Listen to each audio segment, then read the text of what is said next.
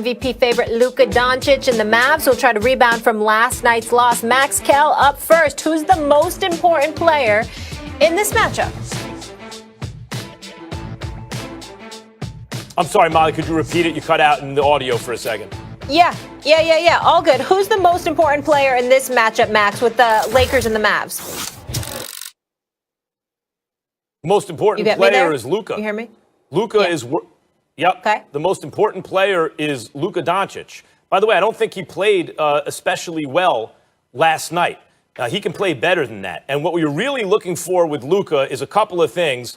One, you want that three-point shot to fall a little better than it fell last year, and he could shoot it, but he took a lot of them, and it wasn't like he was hitting them at a great percentage. And two, you want to see his defense improve.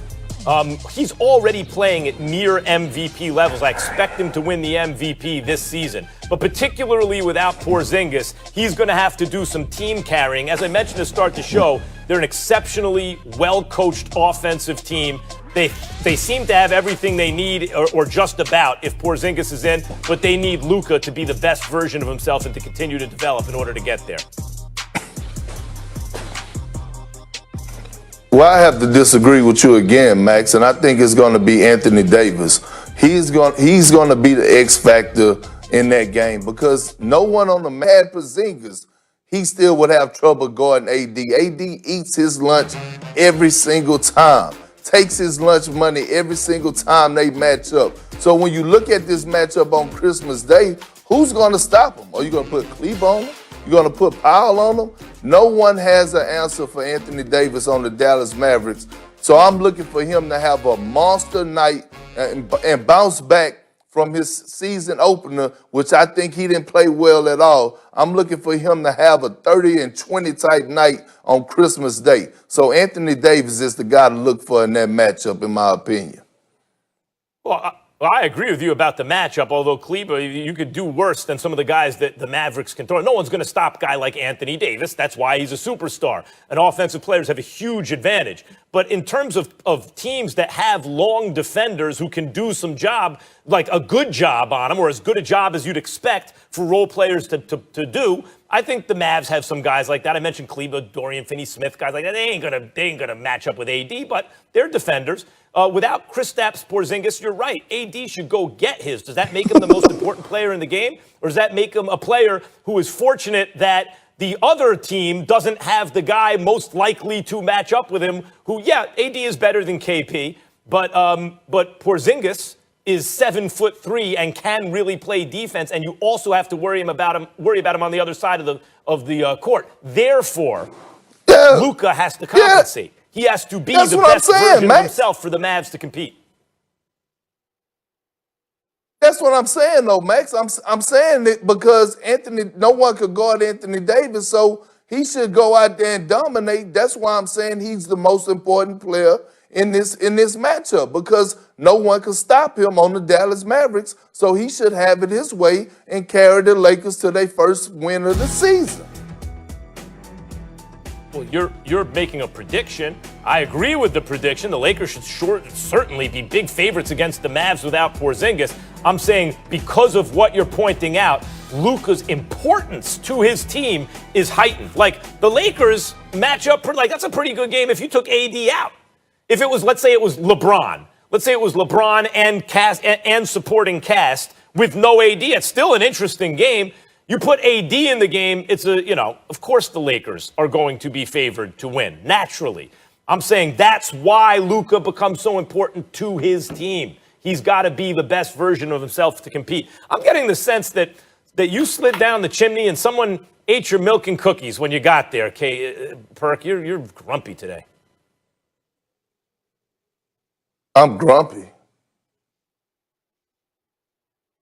All right. Yes. I'll just let that breathe for a moment. The last game of the night, guys, Kawhi and PG-13 try to get revenge on the Nuggets, the team who served their second-round playoff exit from the bubble after LA took a 3-1 lead in the series.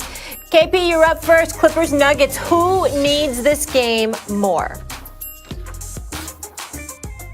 It's the Clippers. The Clippers need this game more than the Nuggets, for the simple fact that they need to show the Nuggets that what they did last year in the bubble is a fluke, and this is not the same Clipper team. We have a new coach.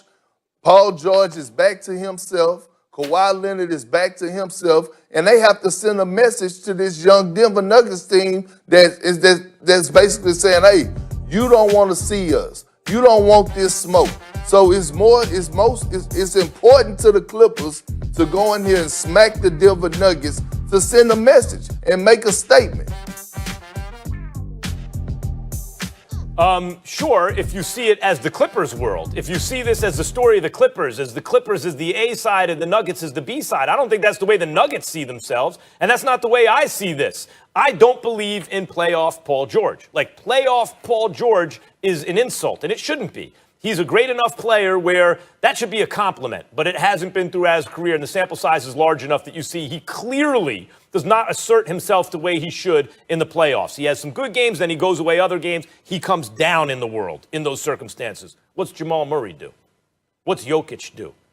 They give you that work, as you would say, Perk. They give you that work. And Portis Jr., also a horrible defender, but a real offensive talent, now has another year of experience under his belt. No, if you come into this thinking, look what happened to the Clippers last year, clearly they need to win more. Sure, because you think it's the Clippers' world or their story, fine. But if you look at it, the Nuggets, like, this is a team that's going to win a championship. They have, like, Jamal Murray's going to be in the Hall of Fame one day. Jokic will be in the Hall of Fame one day. Porter might be an all-star with his scoring if he can get his defense to come around it all. This is a team that was down but never out, it seemed, right, in the playoffs. The cardiac kids, and it felt like no lead is safe. No. The Nuggets have to be looking at this season like they're going for theirs right now. You don't want the Clippers send the message, look, last year it's different. It was a fluke. We didn't have our act together. What's that do for the Nuggets? The Nuggets got to send the message. That wasn't a fluke. We're here. We mean business. We're better than we were last year. And they're going for, the Nuggets have championship aspirations today. They want to win the championship, and they have good reason to believe that they can. Yeah, and the Clippers want to win a championship too, Max. But when you talk about Paul George and his struggles in the playoffs, this what Paul George, these type of games, like the season opener against the Lakers, a primetime game, a Christmas Day game, he need to approach these games like it's the playoffs. This is a test for him. He need to have that mindset. He need to be locked in and focused like this is a playoff game and go in attack mode and show the world and show the Nuggets that anytime the bright lights hit the ice, I'm ready for it. And this is why I say that the Clippers need this game more than the Nuggets. By the way, they only blew a 3-1 lead to them, letting the Nuggets come back and win the series last year. So they need to come back and make a statement. They need to make a statement that Paul George can play in the playoffs in Game 2 of the regular season. No, they can't make that statement. Nothing Clippers can do to make the statement you want them to make.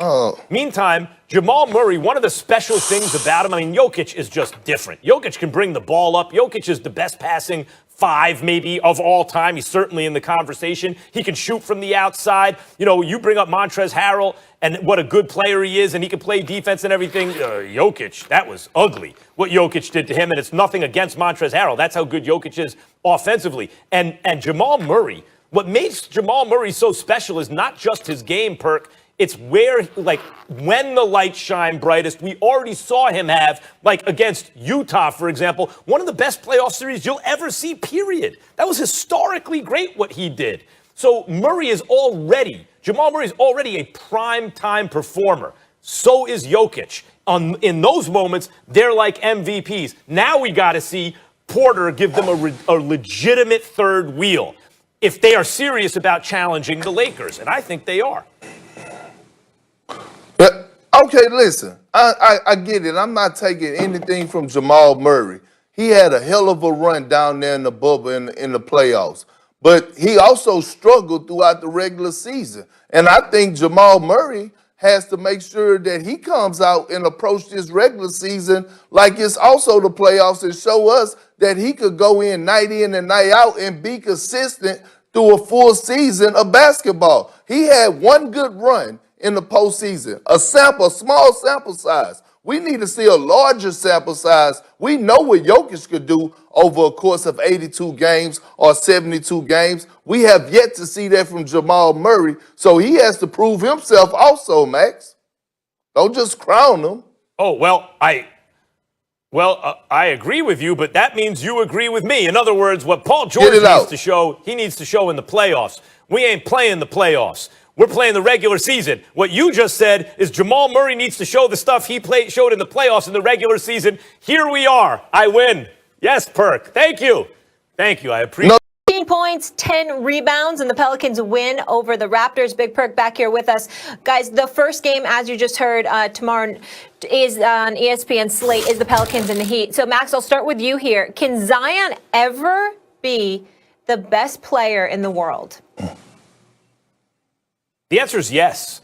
I mean, we're asking what is his ceiling, right? What's his potential? Yeah, he like a lot of players you can look at and say, that player will never be the best player in the world. You can eliminate that even after a season, even when they're 19 years old. You can't do that with Zion Williamson. The man averaged, what was it, 22 and 8, something like that, as a 19-year-old in the NBA. You know, like, he has a little wiggle to his game, too, for a dude that size, and a little touch in terms of his shooting for a guy that size and his age. The only question with Zion is health. The floor for Zion, the floor, is high-level all-star. So if that's the floor, you tell me the ceiling isn't MVP, isn't best player on earth? Look, here's the problem when people look at Zion. There's never been anyone like him. So he doesn't look like what's come before. And we have a tendency to typecast in our mind, right? This guy, like, what do we look for? A lanky two-way wing. That guy could be the best player in the world, just like once upon a time a back-to-the-basket center who protected the rim and could score and grab rebounds. That guy used to be the best player in the world. And then Jordan, so then we look for Kobe, and LeBron is like a hybrid between Magic and Jordan, and that's the guy we're looking for. But the next guy might not look like the last guy. Zion's not built like a long, lanky defender. He doesn't have the height of a back-to-the-basket center shot blocker. But what can't he do? The dude just turned 20 years old, and he's already all-star level. Yes, he could be the best player in the world one day.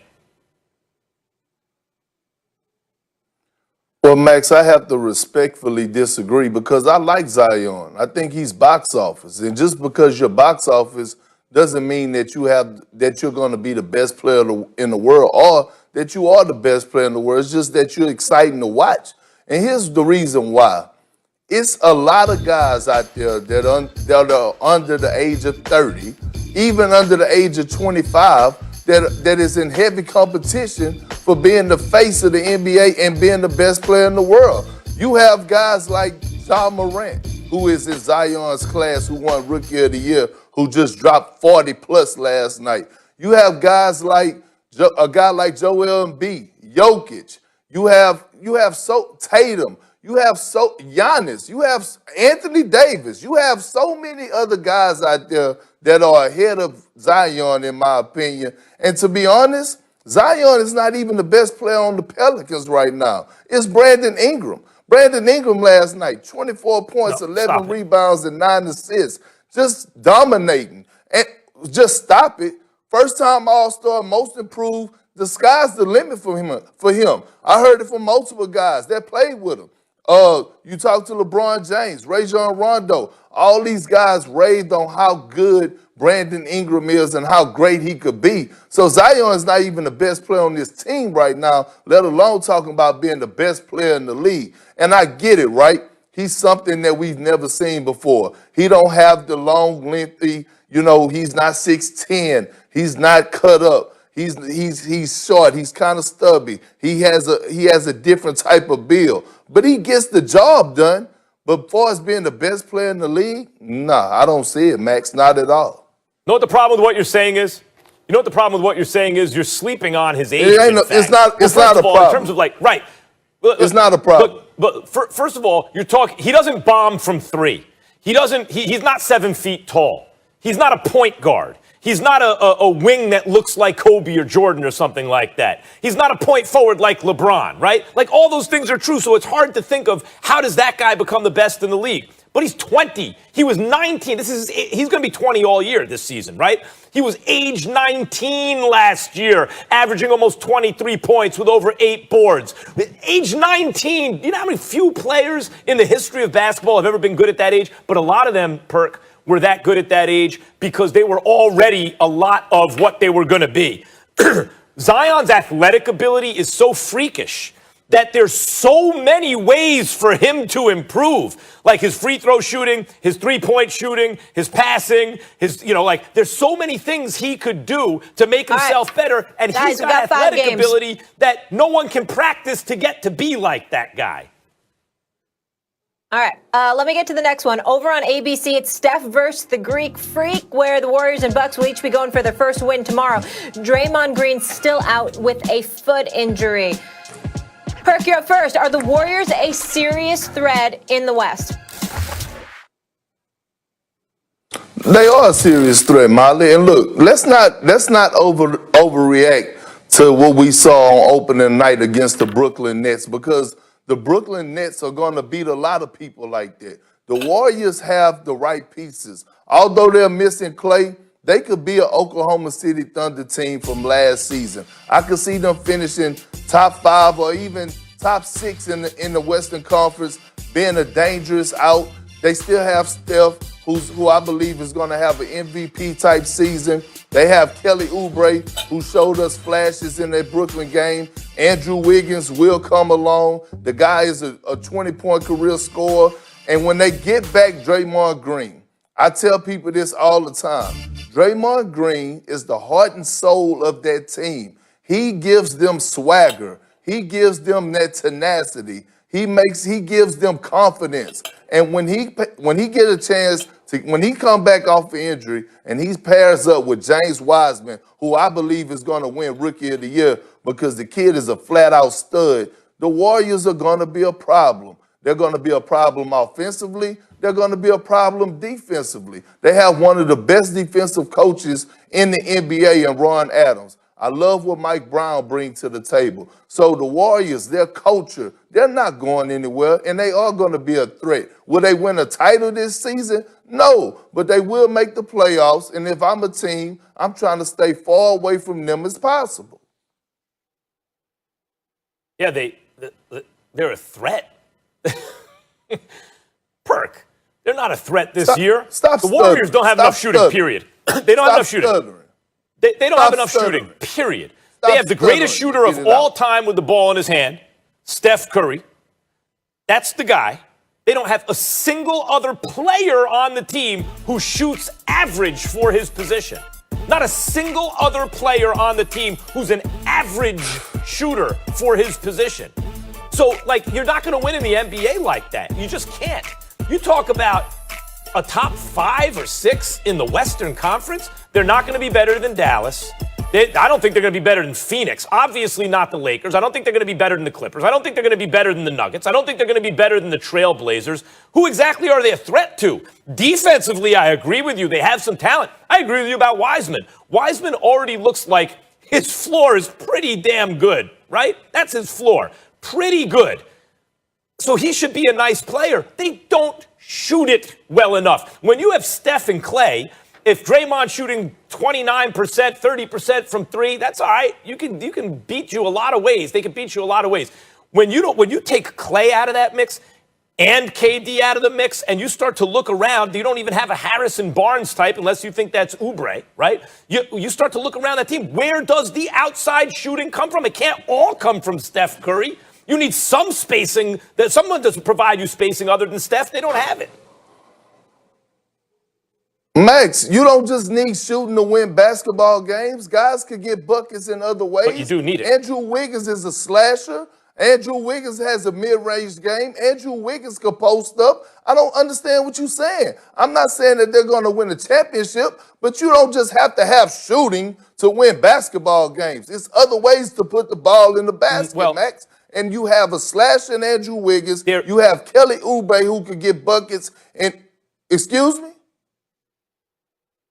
I'm saying there are other ways to score, but you need a requisite level of shooting in the modern NBA, Perk. Even the slashing and the post-ups and everything, you need spacing. You need some guys to threaten from the outside to do that for you. Not to mention you want to count by 3 if you can, and Steph is the best who ever did it in terms of that, and no one else is even an average shooter that way. By the way, when you have Steph and Klay and, like on the same team, and they're bombing. Now all of a sudden, especially from that distance, dudes like Draymond Green, their three-point percentage goes up, right? Everyone becomes a better shooter because it takes longer for guys to get to them defensively. They have more room to shoot. But when you take Klay away, and KD's not on the team anymore, and it's all about Steph, suddenly not everyone's going to have the same room to shoot. And it's not going to be so easy for Wiggins and everyone to get to the basket. It's not all about shooting, but you need a certain level of it.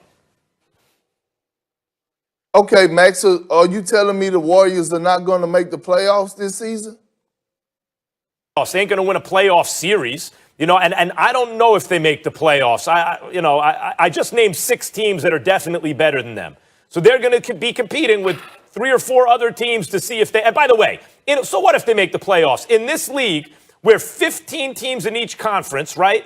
And now you're talking about really with the playing game, 10 players, 10 teams make the playoffs, because if you're playing in a playing game, that's the postseason. That's 2/3 of the conference are in the playoffs. So what if you make the playoffs? Max, stop moving the goalposts to fit your narrative. I asked you a simple question. Are the Warriors going to make the playoffs this year? I guess probably, because you have a 67% chance of making the playoffs. Any team does. Okay. All right, let me get to another game that looks like it could definitely be a playoff matchup, and that would be the Nets and the Celtics. They are also playing tomorrow.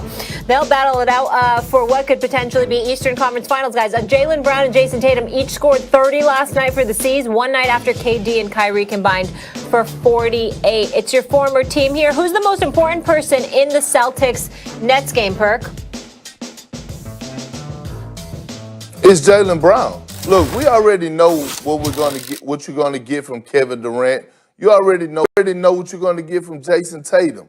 The stage is set for Jaylen Brown, and here's why. With Kemba Walker being out, it's time for Jaylen Brown to show the world that he belongs. I thought last year that he got snubbed. He should have been an all-star. He was the guy that averaged 20 points on 49% shooting, could lock you up on the other end. Look at what he did last year in the bubble. When Gordon Hayward went out, he stepped his game up tremendously. One could argue that he was the most consistent player on the Celtic roster. And now you have Kemba being out.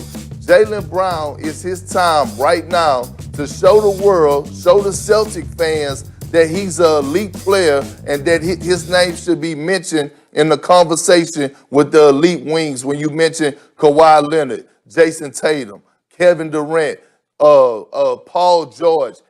Jaylen Brown should be right there in the thick of things. So I'm looking to see what Jaylen Brown is going to do tomorrow. Can he follow up with the performance he had last night and come and bring it against the Brooklyn Nets on Christmas Day?